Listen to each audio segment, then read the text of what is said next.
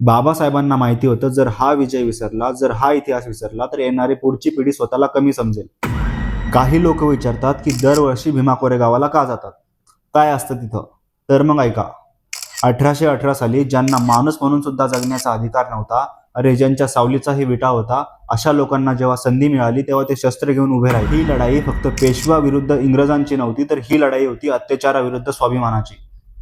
म्हणूनच पेशवा सैनिकांना फक्त 500 महार सैनिकांनी संपवलं, हरवलं. म्हणूनच बाबासाहेबांनी या विजयाला फक्त एक युद्ध म्हणून पाहिलं नाही, त्यांनी पाहिलं की हा दिवस स्वाभिमानाचा आहे. म्हणूनच ते इथे आले आणि सांगून गेले की तुमचा हा शौर्याचा इतिहास कुणालाच मिटवता येणार नाही. कारण इतिहास तेव्हाच पुस्तकात ठेवला जातो जेव्हा तो सत्याधाराच्या सोयीचा असतो, पण जो इतिहास दबलेल्यांना उभं करतो तो इतिहास मिटवण्याचा प्रयत्न केला जातो.